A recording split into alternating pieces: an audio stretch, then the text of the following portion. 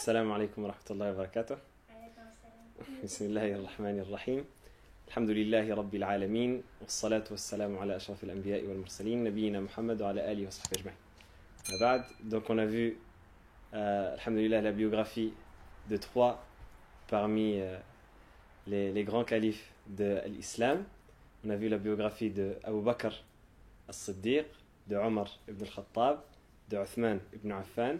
Le quatrième grand calife, c'est Ali ibn Abi Talib, radiyallahu ta'ala anhu wa ardah. Et donc c'est de lui qu'on va parler, inshallah ta'ala, aujourd'hui dans cette séance. Donc Ali ibn Abi Talib, radiyallahu ta'ala anhu, c'est un compagnon qui a une place particulière dans l'histoire de l'islam. Pourquoi, à votre avis? Déjà, la première des choses qu'on peut dire, c'est le cousin du prophète, sallallahu alayhi wa sallam. Très bien. Il a été parmi les premiers à croire au prophète, sallallahu alayhi wa sallam. Exactement. Et aussi, ça a été le quatrième calife.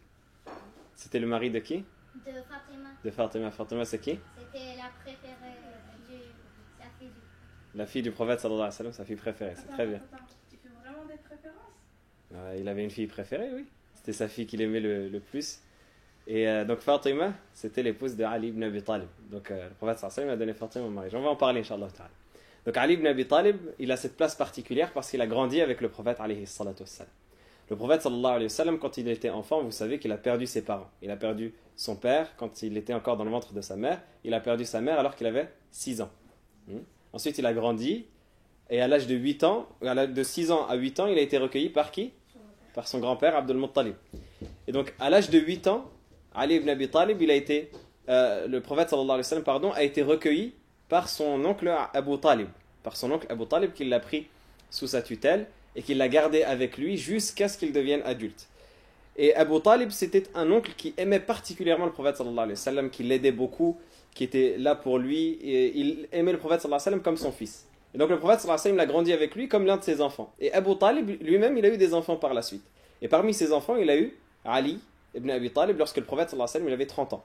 Lorsque le prophète sallallahu alayhi wa sallam avait 30 ans, donc il était déjà adulte, Abu Talib, il a eu parmi ses enfants Ali. Et donc Abu Talib, lorsque le prophète sallallahu alayhi wa sallam a grandi, Abu Talib, il a commencé un peu à s'appauvrir, à s'affaiblir, il a commencé à devenir vieux, donc il n'avait plus la richesse qu'il avait avant. Et donc les gens ont conseillé au prophète Mohammed sallallahu alayhi wa sallam de prendre sous sa charge certains enfants de Abu Talib pour alléger un petit peu, pour que maintenant ce soit le prophète sallallahu alayhi wa sallam qui s'en occupe et Abu Talib, il n'ait plus la charge de ces enfants-là. Et le prophète sallallahu alayhi wa sallam, il a pris qui sous sa charge? Il a pris Ali ibn Abi Talib. Donc le prophète sallallahu alayhi wa sallam a éduqué Ali ibn Abi Talib comme son enfant. Et donc il est resté ainsi jusqu'à ce que le prophète alayhi salatu wassalam reçoive le message. Le prophète sallallahu alayhi wa sallam a reçu le message à quel âge? 40. À 40 ans, très bien. Le prophète sallallahu alayhi wa sallam est devenu prophète à 40 ans. Donc à 40 ans, le prophète alayhi salatu wassalam a commencé à appeler les gens à l'islam. Et vous savez que l'une des premières personnes à s'être convertie, c'est la femme du prophète sallallahu alayhi wa sallam. C'est Khadija. On a dit Abu Bakr parmi les hommes, c'est une bonne réponse. Et Khadija parmi les femmes. La première des femmes à s'être convertie à l'époque du prophète sallallahu alayhi wa sallam, quand il est devenu prophète, c'est Khadija, son épouse. Et donc Ali ibn Abi Talib, il arrive chez le prophète sallallahu alayhi wa sallam juste après qu'il a eu sa prophétie, et il voit le prophète sallallahu alayhi wa sallam et Khadija en train de prier. À l'époque, ce n'était pas la prière qu'on connaissait maintenant, mais ils avaient une certaine prière où ils invoquaient Allah subhanahu wa ta'ala, où ils se réunissaient sur ça. Et donc il voit le prophète sallallahu alayhi wa sallam et Khadija en train de prier, il leur pose la question, qu'est-ce que vous faites? Et le prophète sallallahu alayhi wa sallam lui dit, il lui parle du message qu'il a reçu, etc. Il lui dit, voilà, c'est une prière qu'Allah subhanahu wa ta'ala nous a instituée, etc., etc. Et Ali ibn Abi Talib, il ne connaissait pas cette chose-là. Donc il dit, ça c'est une chose sur laquelle je n'ai pas vu mon père Abu Talib. Mon père Abu Talib m'a appris d'une certaine manière. Ça c'est une chose sur laquelle je n'ai pas vu mon père Abu Talib, donc laisse-moi réfléchir. Mais le prophète sallallahu alayhi wa sallam, le problème c'est qu'il avait commencé son appel, comme vous savez, le prophète sallallahu alayhi wa sallam il a commencé à appeler Allah en secret. Donc si Ali ibn Abi Talib, il allait dire à Abu Talib, qu'est-ce que t'en penses, Mohammed il a reçu un prophète, il a reçu une prophétie, pardon, c'est devenu un prophète, eh bien l'affaire du prophète Mohammed sallallahu alayhi wa sallam allait devenir connue et donc ça allait causer du tort au prophète sallallahu alayhi wa sallam. Donc il lui a dit, regarde, il lui a dit réfléchis, si tu apprécies la chose que je t'apporte, bien adhère, c'est-à-dire rejoins les musulmans. Si tu apprécies ce que je t'apporte, rejoins les musulmans. Et si tu n'apprécies pas, au moins garde le secret. Garde le secret si tu n'apprécies pas. Et donc Ali ibn Abi Talib, il a réfléchi quelque temps, et ensuite il est revenu voir le prophète alayhi salatu wassalam, il lui a dit, c'est quoi exactement la religion à laquelle tu appelles?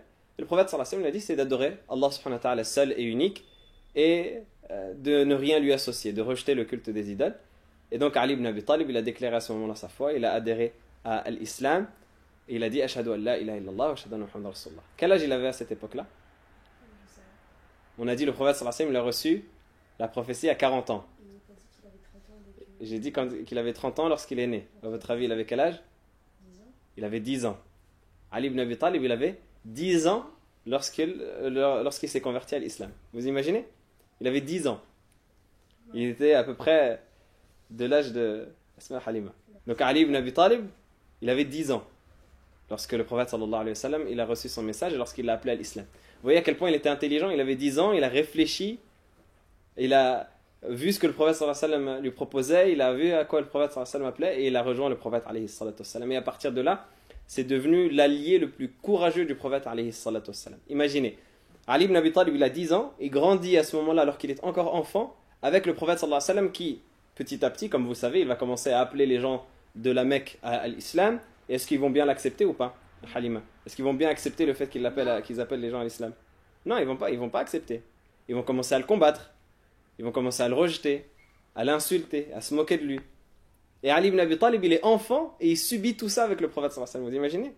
Alors qu'il a encore 10 ans et quelques, bon après il a grandi, 11, 12, 13 ans, 14 ans, il a subi cela avec le prophète sallallahu alayhi wa sallam en grandissant.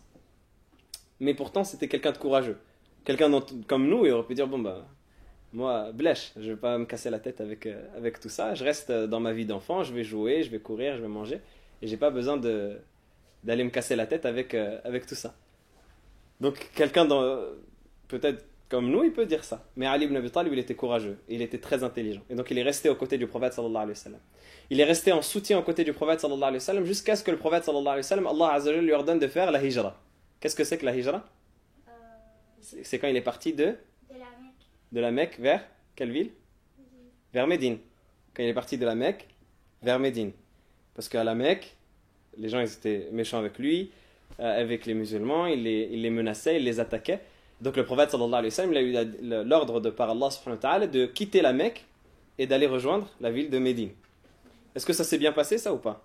On en a déjà parlé la dernière fois. Ça s'est pas bien passé. Vous vous souvenez quand on a parlé d'Omar? On avait dit que ça s'était pas bien passé. Les mécréants, ils voulaient empêcher les musulmans de partir, de s'enfuir de la Mecque, parce que s'ils s'enfuyaient de la Mecque, mais ils seraient plus sous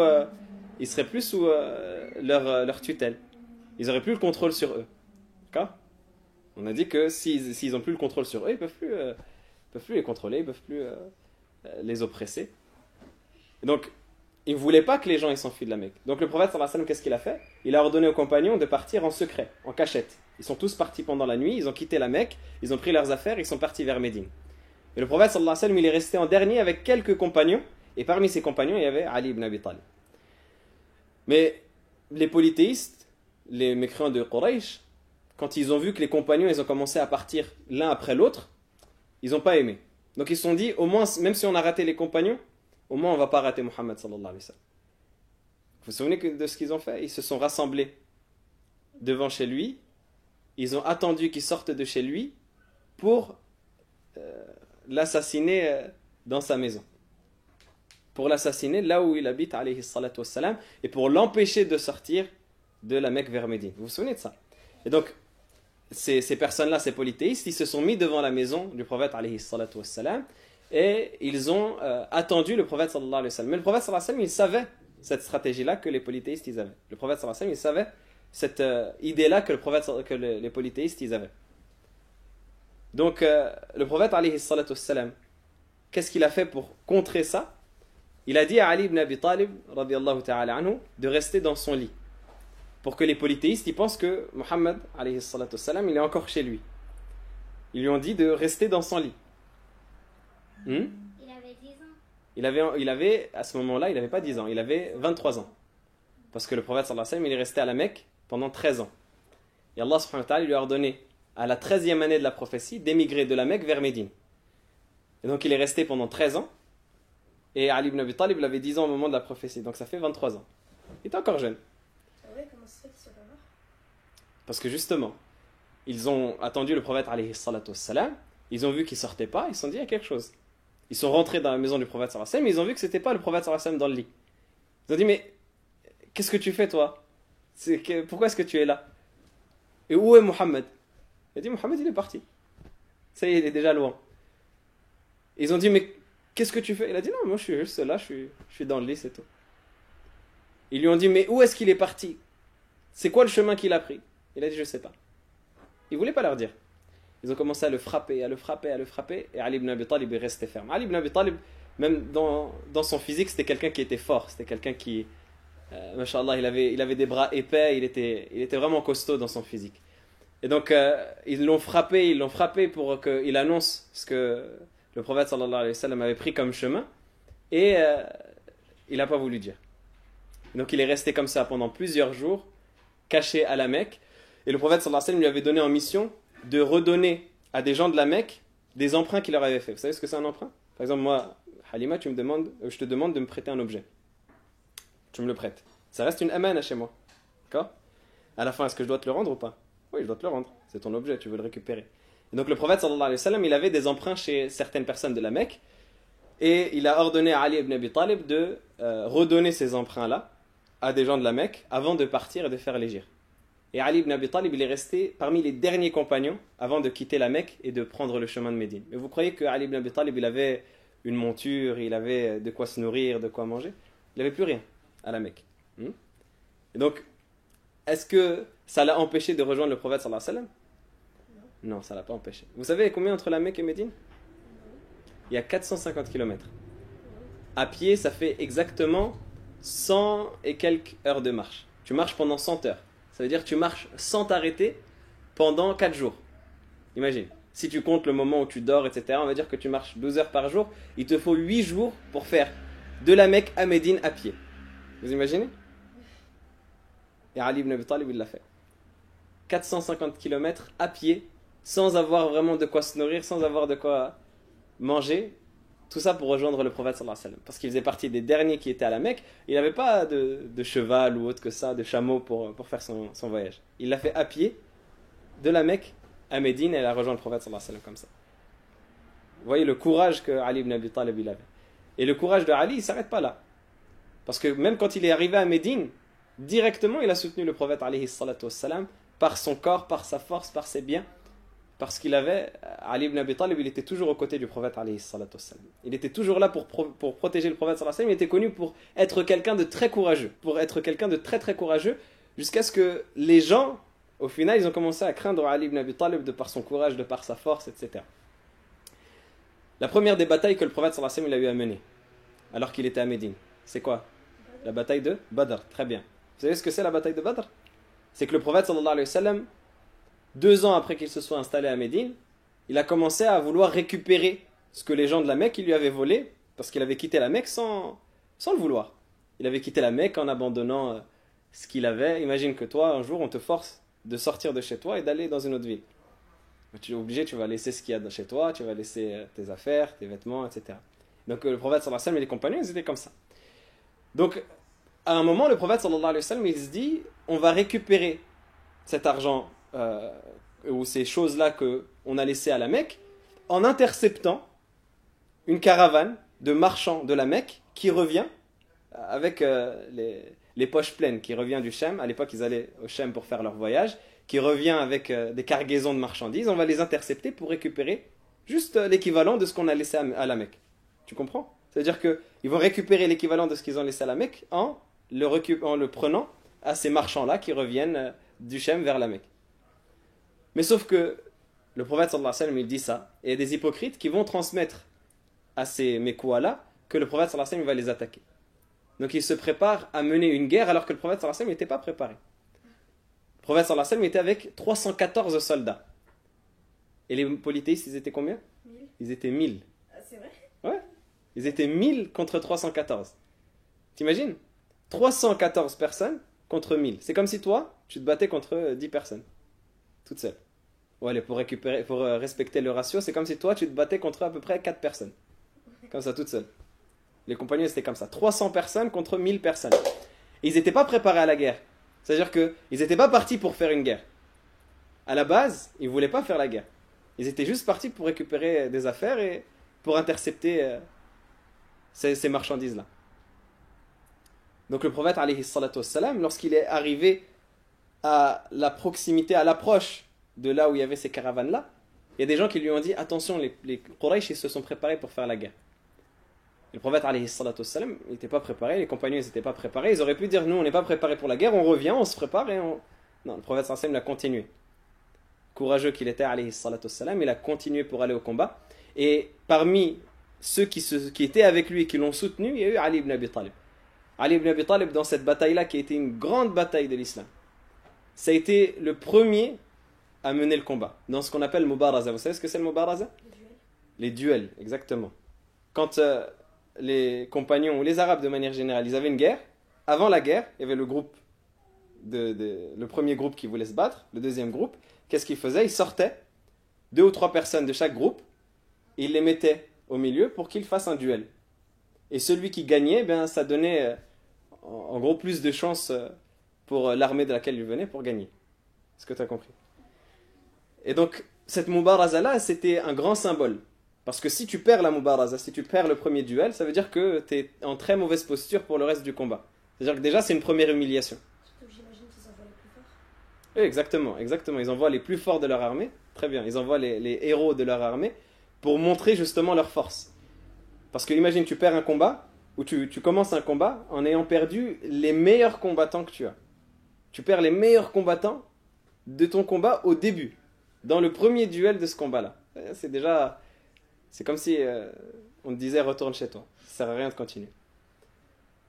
Imaginez, à la bataille de Badr, alors que les compagnons ne sont pas préparés, alors qu'ils sont venus en sous-effectif, ils étaient moins que ceux qu'ils combattaient, ils étaient 314 contre 1000. Qui a le courage d'aller à la Mubaraza? 3 personnes. C'est généralement 3 par 3. Ali ibn Abi Talib, Hamza ibn Abdul Muttalib et Ubayda ibn al-Harith. Ali ibn Abi Talib, le cousin du prophète sallallahu alayhi wa sallam, Hamza ibn Abdul Muttalib, l'oncle du prophète sallallahu alayhi wa sallam, et Ubayda ibn al-Harith, le cousin également du prophète sallallahu alayhi wa sallam. Ces 3-là, c'est eux qui mènent le combat. Et Hamza et Ali, ils gagnent leur duel. Ubayda, il a du mal à gagner, il se fait blesser au combat. Donc Ali ibn Abi Talib et Hamza ibn Abdul Muttalib, ils gagnent la Mubaraza. Et au final, elle est gagnée par les croyants. Voilà le courage de Ali ibn Abi Talib dans cette première bataille qui a été la première grande bataille des musulmans. Il y a eu des petites batailles avant cela, mais la première grande bataille, ça a été la bataille de Badr. À la bataille de Uhud, pareil. Ali ibn Abi Talib, il était aux côtés du prophète sallallahu alayhi wa sallam. Il n'a manqué aucune bataille. Sauf la dernière bataille dont on va parler, qui est la bataille de Tabouk, parce que le prophète sallallahu alayhi wa sallam lui-même, il lui a demandé. À la bataille de Uhud, Ali ibn Abi Talib, il protège le prophète alayhi salatu wassalam lui-même avec son propre corps. Vous savez que la bataille de Uhud, le prophète sallallahu alayhi wa sallam, il avait ordonné aux archers de rester dans leur position. Vous connaissez l'histoire de cette bataille-là. Il avait ordonné aux archers de rester dans leur position pour protéger les arrières des croyants, pour ne pas que les croyants ils soient touchés par les polythéistes de derrière. Mais les archers, ils ont désobéi. Lorsqu'ils ont vu que les compagnons, ils ont commencé à gagner la bataille, ils ont désobéi. Ils ont quitté leur position, ce qui a fait que les polythéistes, ils sont revenus et ils les ont attaqués. Et ils ont attaqué tellement fort que même le prophète, alayhi salatu wassalam, il a été blessé au point où le sang, il a coulé sur son visage et les compagnons, ils ne le reconnaissaient même pas. Et quand Ali ibn Abi Talib, il a entendu que le prophète, sallallahu alayhi wa sallam, s'était fait attaquer, directement, il a pris son épée, il a commencé à combattre encore plus. Déjà, il avait très bien combattu durant la première partie de la journée, mais il a commencé à combattre encore plus ces polythéistes qui étaient revenus les attaquer, au point où il est arrivé jusqu'au prophète, alayhi salatu wassalam, il l'a protégé de son propre corps, et ensuite, avec son épouse Fatima, ils sont allés le soigner. Ali ibn Abi Talib, c'était ce courage qu'il avait, et il avait du courage même dans les moments où c'était le plus difficile. Même dans les moments où la plupart des compagnons eux-mêmes n'auraient pas continué le combat. Une histoire qui montre le fait que Ali ibn Abi Talib il était extrêmement courageux, même dans ces moments difficiles. Il y a eu une bataille à l'époque du prophète sallallahu alayhi wa sallam qui s'appelle la bataille d'Al-Khandaq. Vous en entendez parler? La bataille d'Al-Khandaq, c'est une bataille qui a eu comme cause le fait que le prophète sallallahu alayhi wa sallam, lorsqu'il est arrivé à Médine, il a fait un pacte avec les juifs qui étaient sur place. Il y avait des juifs sur place. Le prophète sallallahu alayhi wa sallam, il leur a dit, on ne vous fait pas de mal. On ne veut pas de mal. On va vivre avec vous en paix. Tant que vous ne nous faites pas de mal. C'est-à-dire, on a un pacte, comme un pacte d'amitié. Vous ne nous faites pas de mal, on ne vous fait pas de mal. Et on vit en bonne intelligence, en bon respect. Sauf que les juifs d'une tribu qui s'appelle Banu Nadir, ils ont trahi le prophète sallallahu alayhi wa sallam, ils ont voulu l'assassiner. Alors qu'ils avaient un pacte. Ils ont trahi ce pacte-là, ils ont voulu assassiner le prophète alayhi salatu wa sallam. Donc le prophète sallallahu alayhi wa sallam, ce qu'il a fait, c'est qu'il les a expulsés de Médine. il les a éloignés de Médine. Eux, ça leur a pas plu. Ce qu'ils ont fait, c'est qu'ils ont envoyé des responsables de chez eux vers qui? Vers Quraysh et vers les Mécois. Ils ont commencé à les motiver pour attaquer le prophète sallallahu alayhi wa sallam. Et c'est ce qui a fait ensuite la bataille de Al-Khandaq, la bataille de l'Ahzab des coalisés. L'Ahzab, les coalisés, c'est des groupes qui se réunissent ensemble parce que les Juifs, justement, ils sont partis les motiver pour qu'ils fassent des groupes et pour qu'ils aillent attaquer Médine et la ville du prophète alayhi salatu wassalam. Et le prophète sallallahu alayhi wa sallam, il a appris que, justement, ces coalisés-là, ils voulaient attaquer la ville de Médine. Donc, qu'est-ce qu'il a fait? Ça a été quoi la stratégie que le prophète sallallahu alayhi wa sallam a pris? C'était de creuser un truc autour de Médine, comme ça, il se protège. Très bien, exactement. Le prophète sallallahu alayhi wa sallam, il demande conseil aux compagnons. À ton avis, c'est quoi la stratégie qu'il faut prendre? À ton avis, c'est quoi la stratégie qu'il faut prendre? Il demande aux compagnons la stratégie qu'ils veulent prendre. Salman. Et, exactement, il arrive à un des compagnons qui s'appelle Salman al-Farisi. Salman al-Farisi, c'était un Perse. Et ce compagnon-là, il dit au prophète, alayhi salatu wassalam, ô messager d'Allah, en Perse, ils ont une technique que les Arabes ne connaissent pas. C'est que lorsqu'ils veulent protéger une ville, ils creusent un fossé. Vous savez ce que c'est un fossé? Ils creusent un grand trou autour de la ville. À ton avis, ça va servir à quoi de creuser un grand trou, Halima, autour de la ville? À ton avis? Moi, je veux pas que tu rentres dans le salon, là. Donc, ce que je vais faire, c'est que je vais creuser un grand trou dans le couloir. Quand toi, tu es dans ta chambre, je vais creuser un grand trou. Pour que? Exactement, pour que tu puisses pas passer dans le salon. C'est-à-dire que si tu vas vouloir revenir là où je suis moi, tu vas tomber dans le trou. Donc, c'était ça la stratégie. Les Arabes, ils connaissaient pas ça. Les Arabes, pour eux, ils rentraient dans la ville, ils combattaient, il n'y avait pas de... Donc le prophète sallallahu alayhi wa sallam, il prend cette technique-là que Salman al-Farisi lui donne. Médine, il faut savoir que c'est une ville qui est particulière parce qu'autour de Médine, il y a des montagnes. À l'est et à l'ouest de Médine, à droite et à gauche de Médine, il y a des montagnes. Donc Médine, elle est protégée naturellement par ces chaînes-là. Et même au sud de Médine, il y a quelques chaînes de montagnes. Et donc le prophète sallallahu alayhi wa sallam, il avait à creuser un fossé au nord de Médine. Vous savez que Médine, c'est au nord de la Mecque. Médine, c'est au nord de la Mecque. Vous savez ça? La Mecque, elle est au sud de Médine. La Qibla à Médine, c'est vers où? C'est vers le sud. Parce que la Mecque, elle est au sud de Médine. Donc, le prophète, alayhi salatu wassalam, il a creusé un fossé, il a ordonné de creuser un fossé dans la direction des Mécois. Les Mécois qui allaient monter vers Médine, ils allaient se trouver avec ce fossé en face d'eux, pour protéger la ville de Médine. D'accord? Donc, c'était ça la stratégie. Sauf que, les Mécois qui étaient venus de loin, ils se sont dit...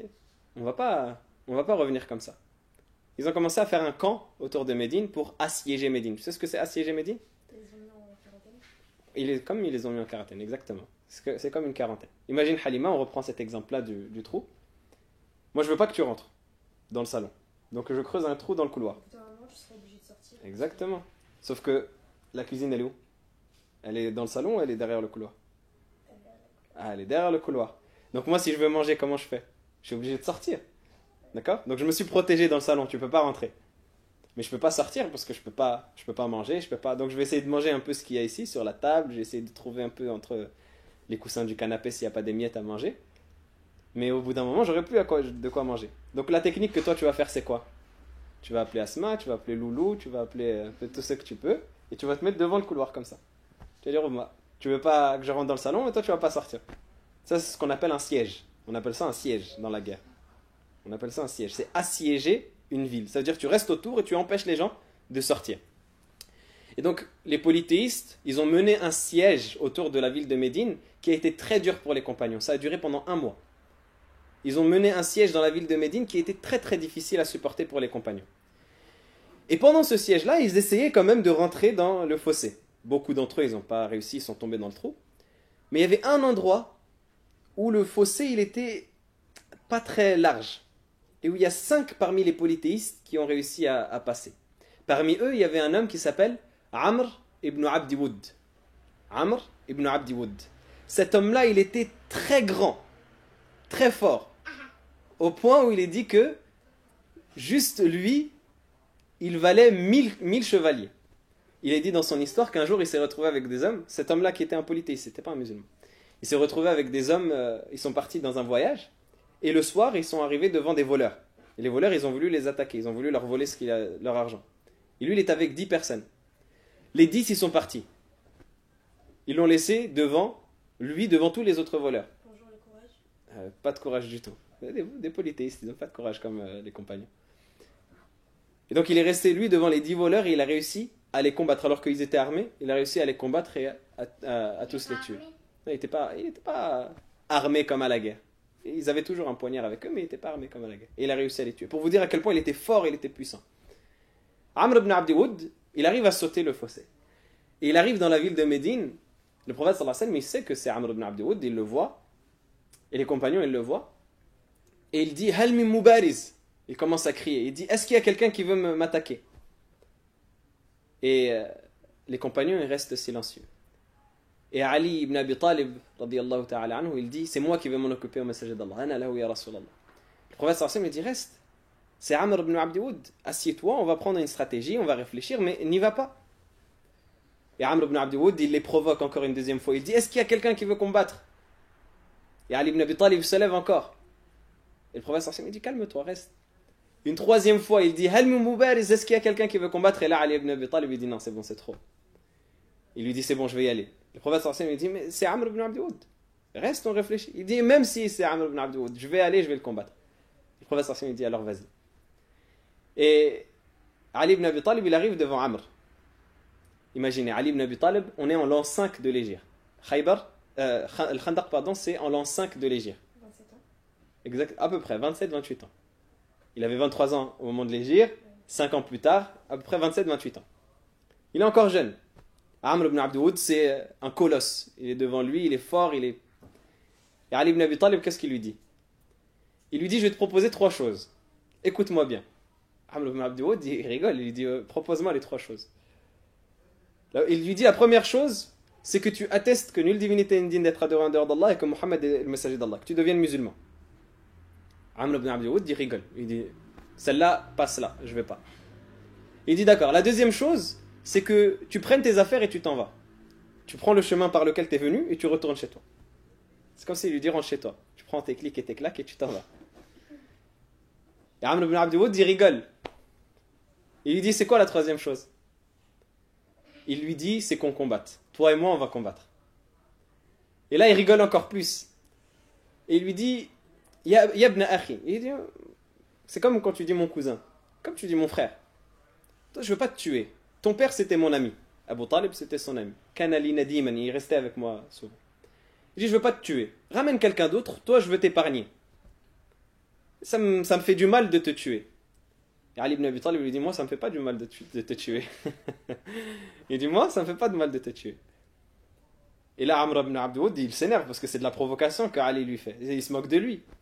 Il s'énerve et il dit, ah c'est comme ça. Il dégaine son épée, il va vers Ali ibn Abi Talib et il commence le combat. Et pendant un moment les compagnons ils n'entendent plus rien. Donc ils ont peur pour Ali, ils se disent peut-être que Ali s'est fait tuer. Et à un moment ils entendent Allahu Akbar, Allahu Akbar. Et c'est Ali ibn Abi Talib qui avait gagné le combat. Il l'avait tué. Lui tout seul, il a tué cette personne-là qui était extrêmement courageuse, que tout le monde craignait, tout le monde avait peur de lui. Ali ibn Abi Talib, il a réussi à gagner le combat. Et c'était comme ça qu'Ali ibn Abi Talib il était. Et d'ailleurs, quelques années plus tard, la bataille de Khaybar, en l'an 7 de l'Hégire, cette bataille-là, c'est que le prophète, alayhi salatu wassalam, pareil, les Juifs, ils ont commencé à, justement, le fait que les Juifs, ils ont amené les polythéistes pour battre le prophète sallallahu alayhi wa sallam dans la bataille de Khandaq, ça méritait une vengeance. Le prophète sallallahu alayhi wa sallam, il voulait calmer, ça c'est de la politique, il voulait montrer qu'il n'était pas faible, et donc il a mené cette bataille-là contre les Juifs de Khaybar. Et donc, il veut mener cette bataille-là, là où ils sont, dans cette ville-là de Khaybar. C'était une ville qui était à peu près proche de Médine, pas très loin, jusqu'à maintenant elle est dans la région de Médine, dans la ville de Médine. Et donc le prophète sallallahu alayhi wa sallam, il rassemble les compagnons pour aller vers cette zone de Khaybar dans laquelle il y avait les Juifs. Et il dit dans un hadith où il nous apprend la valeur que le prophète sallallahu alayhi wa sallam donnait à Ali. Il nous dit لأعطين الراية غدا رجلا يحبه الله ورسوله ويحب الله ورسوله يفتح الله على يديه. Il dit dans un hadith, je vais donner le drapeau de l'armée à un homme qui aime Allah et son messager et qu'Allah et son messager aiment et avec qui Allah subhanahu wa ta'ala donnera la victoire. Imagine, le prophète sallallahu alayhi wa sallam, il te donne le drapeau. Déjà, ça veut dire que tu es le chef de l'armée. Tu es le représentant de l'armée. Quand le prophète sallallahu alayhi wa sallam, il donnait le drapeau, tu sais ce que c'est le drapeau? C'est le drapeau que les gens ils portaient au combat. C'est-à-dire que c'est lui le représentant de l'armée. Hamil Liwa, c'était quelqu'un qui était très, très important dans la bataille. Parce que les Arabes, ils pensaient que dès que le drapeau est tombé, ça voulait dire que c'était signe que l'armée, elle avait perdu. Comment tu sais si une armée, elle a perdu la bataille ou pas? C'est que le drapeau est tombé. Et si le porteur du drapeau tombe, ça veut dire que. Justement, c'est pour ça qu'ils essayent de viser le porteur de drapeau en particulier. C'est symbolique, mais ça veut dire que ça y est, l'armée, elle est finie. Il n'y a plus personne pour relever le drapeau. Il y a eu des porteurs de drapeau qui sont tombés et les compagnons ils sont arrivés pour le relever derrière. Mais s'il n'y a plus personne pour relever le drapeau, ça veut dire que s'il ne s'occupe plus à relever le drapeau, ça veut dire que c'est fini. Donc Ali ibn Abi Talib, c'était lui le porteur d'étendard. Mais encore, il dit qu'Allah et son messager aiment. C'est-à-dire Allah et son prophète aiment cette personne-là et lui, il aime Allah et son messager. Le prophète sallallahu alayhi wa sallam, il témoigne de ça. Et yaftahullahu ala yadayhi, Allah subhanahu wa ta'ala lui accordera la victoire. Et les compagnons, ils voulaient tous être dans ce mérite que le prophète sallallahu alayhi wa sallam avait donné. Et donc ils commencent à parler, à discuter, qui est-ce que ça va être, qui est-ce que ça va être. Et le lendemain, le prophète sallallahu alayhi wa sallam, il appelle Ali ibn Abi Talib. Il appelle Ali ibn Abi Talib, il lui donne le drapeau et lui dit d'aller à cette forteresse. En sachant que le prophète sallallahu alayhi wa sallam, il aimait beaucoup, beaucoup, beaucoup Ali ibn Abi Talib. On a dit que c'était son cousin, on a dit que c'était comme son fils. Le prophète sallallahu alayhi wa sallam, il dit dans un hadith, Man adha aliyan faqad adhani. Hadith que rapporte l'imam Ahmad. Il dit, celui qui fait du mal à Ali, c'est comme s'il m'avait fait du mal. Et dans une autre version, il dit Man sabba aliyan faqad sabbani. Celui qui insulte Ali, il m'a insulté. Le prophète sallallahu alayhi wa sallam, il aimait beaucoup Ali ibn Abi Talib. Comme on va le voir par la suite quand il a donné en mariage sa fille Fatima. Et le prophète alayhi salatu wassalam, il avait fait une promesse à Ali ibn Abi Talib. Une promesse toute particulière. Dans le hadith qu'a rapporté l'imam Muslim, le prophète sallallahu alayhi wa sallam, il a dit, Ali ibn Abi Talib, il disait Walladhi falaqa al-habba wa bara'a an-nasama innahu la'ahdu an-nabiy al-ummi ilayya an la yuhibbani illa mu'min wa la yubghidani illa munafiq. Il a dit, c'est une promesse que le prophète sallallahu alayhi wa sallam a fait envers moi, que ne m'aimera qu'un croyant et ne me détestera qu'un hypocrite. Donc celui qui aime Ali ibn Abi Talib, c'est un croyant. Et celui qui déteste Ali ibn Abi Talib, c'est un hypocrite. Donc Ali ibn Abi Talib, il était très aimé du prophète alayhi salatu wassalam. Ali ibn Abi Talib, il prend cet étendard-là et il va vers Khaybar. Ils arrivent à Khaybar. Khaybar, c'était une sorte de petite ville où il y avait beaucoup de forteresses. Vous savez ce que c'est une forteresse? Comme un château. Un hasn, c'est ça exactement. Un hasn. C'est une sorte de citadelle. Vous voyez comme au Moyen-Âge, les grands murs qu'ils avaient avec des tours. C'est ça un hasn. C'est une citadelle, c'est une forteresse. Donc il y avait un certain groupe de forteresses. Et ils arrivent à ouvrir une par une, jusqu'à ce qu'ils arrivent à la dernière. Et la dernière, c'était là où il y avait les chefs de Khaybar, les plus importants. Et quand ils arrivent à la dernière, ils restent un certain nombre de temps, ils restent un certain temps devant cette forteresse-là. Et ils proposent aux gens justement d'accepter l'islam ou de se soumettre à la loi d'Allah subhanahu wa ta'ala. Et ils refusent. Les gens qui étaient retranchés dans la forteresse, les juifs, jusqu'à ce qu'il y ait un des meilleurs soldats, des plus importants soldats de cette forteresse-là qui sort, qui s'appelait Marhab. Marhab, c'était Marhab al-Yahoudi, c'était le héros de Khaybar. C'était pareil, le grand soldat, le puissant, le fort. Et il sort pour les provoquer. Il dit c'est bon, ces croyants-là qui sont arrivés jusqu'à la forteresse, qui sont venus nous attaquer jusqu'à chez nous, c'est bon. Je vais sortir moi, je vais leur montrer. Il sort pour les provoquer, il prend son épée et il dit قد علمت خيبر أني مرحب شاك السلاح بطل مجرب إذا الحروب أقبلت تلهب. Il récite une poésie où il dit Khaybar, ma ville et ma tribu, ils savent que je suis marhab, ils connaissent qui je suis célèbre. Je suis le soldat qui tire l'épée, qui entrechoque les épées lorsque le combat fait rage. Le grand soldat, le courageux. Et il demande, il dit Helmi Mubariz lui aussi, il dit ramenez quelqu'un pour faire le duel avec moi. Il y a un des compagnons qui s'appelle Amr ibn al-Aqwa. Il sort de la troupe des compagnons, il dit c'est bon, c'est moi qui vais le combattre. Et Amr ibn al-Aqwa, il répond à Marhab avec des vers de poésie aussi. قد علمت خيبر أني عامر شاك السلاح بطل مغامر. Khaybar sait que je suis Amir, le combattant qui dégaine l'épée et qui suis courageux. Mais sauf que Marhab il était fort. Ce n'est pas quelqu'un qui était à prendre à la légère. Et Amr il se met devant lui, ils se combattent, ils entrechoquent l'épée et Amr il se prend un coup d'épée par Marhab et il meurt. Et donc Marhab il rajoute encore en fierté, il commence encore plus à crier, il leur dit regardez, je suis le grand combattant, ramenez-moi encore quelqu'un. Et là c'est Ali ibn Abi Talib qui arrive. Et il récite des vers de poésie lui aussi, dans lesquels il dit Ana alladhi sammatni ummi haydara كليث غابات كريه المنظرة وفيهم بالصاع كيل السندرة.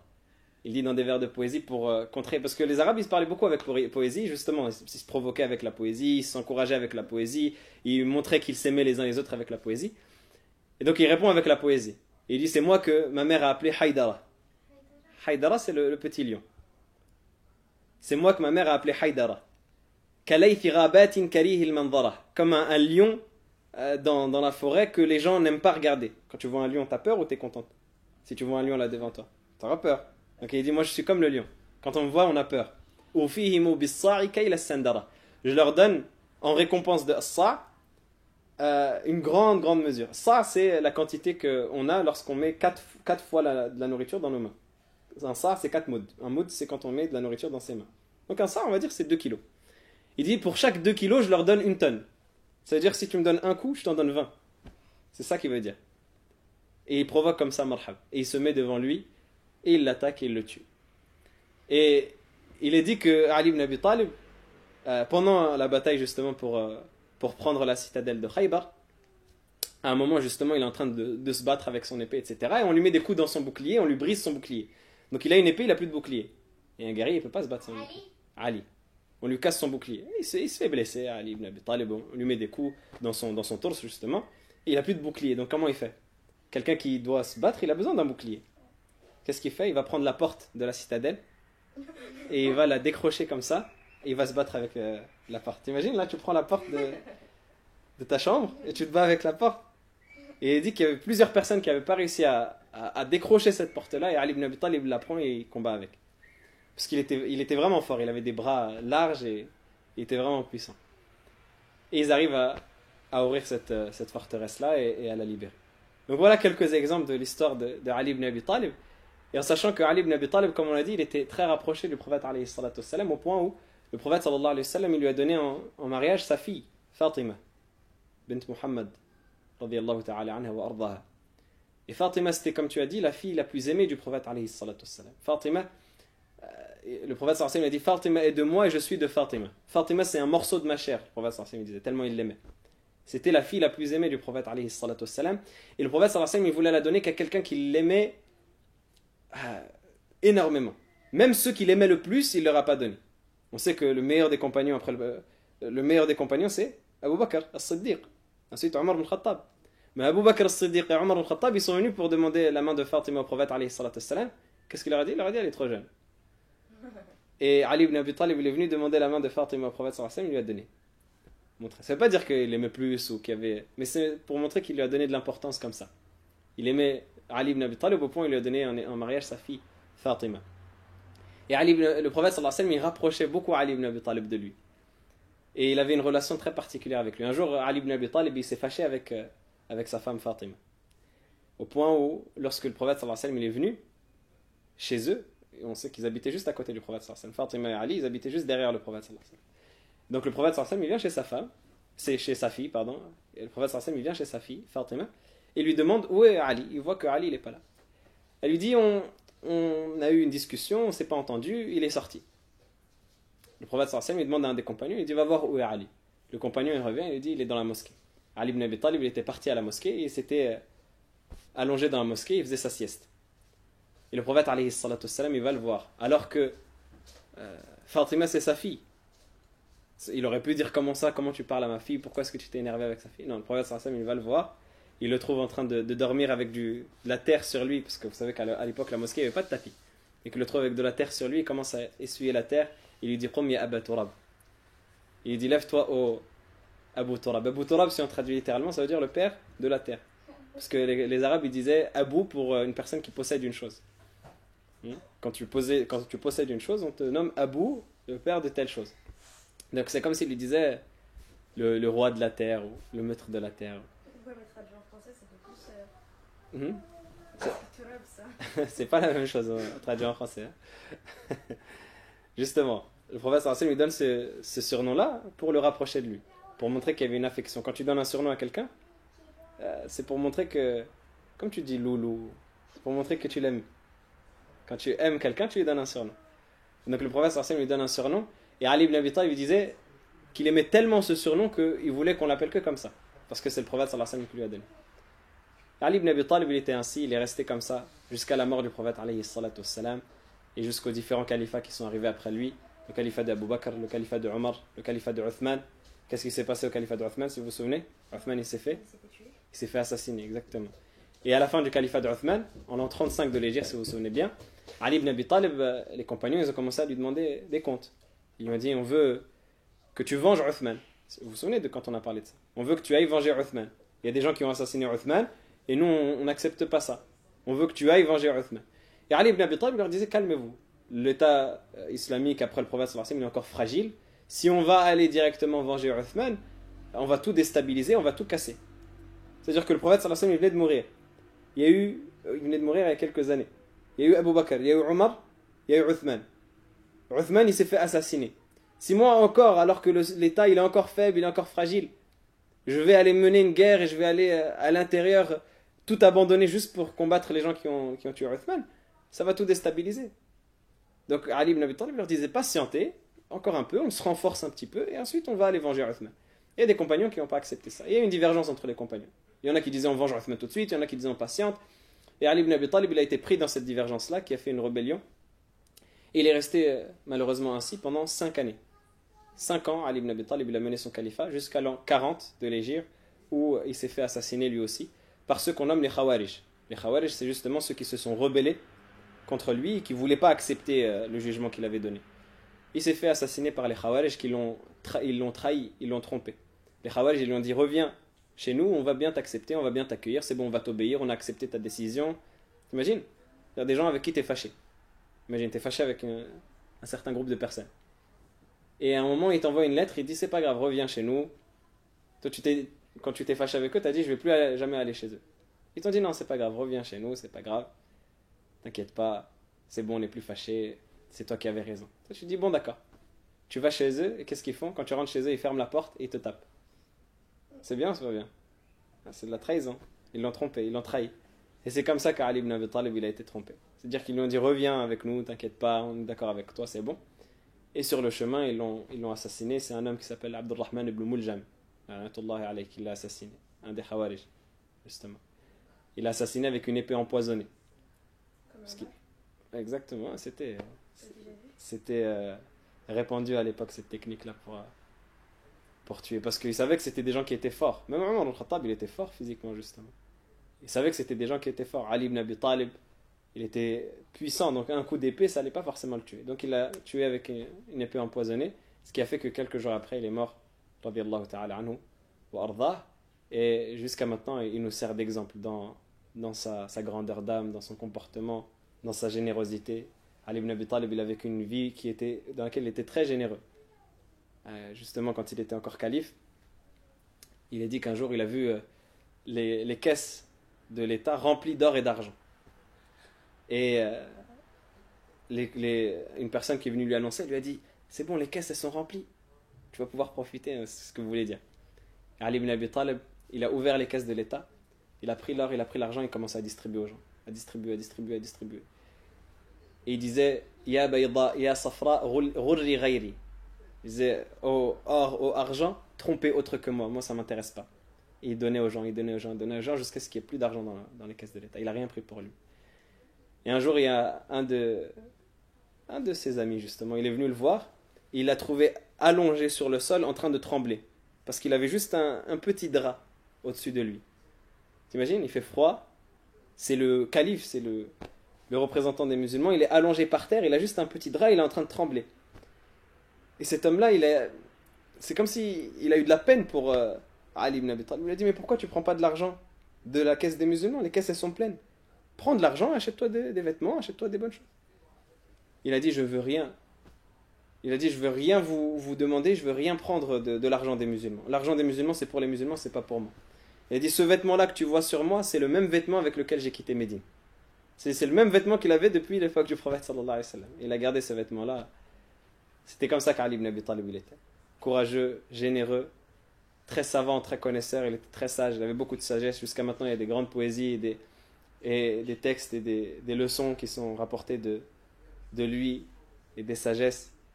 Et c'est comme ça que il nous a servi d'exemple, radiyallahu ta'ala anhu, et qu'il continue à nous servir d'exemple. Et donc, On demande à Allah subhanahu wa ta'ala qu'il nous ressuscite sur son modèle et qu'il permette de prendre exemple sur lui. Dites Amin. Amin. Alhamdulillah Rabbil Alamin.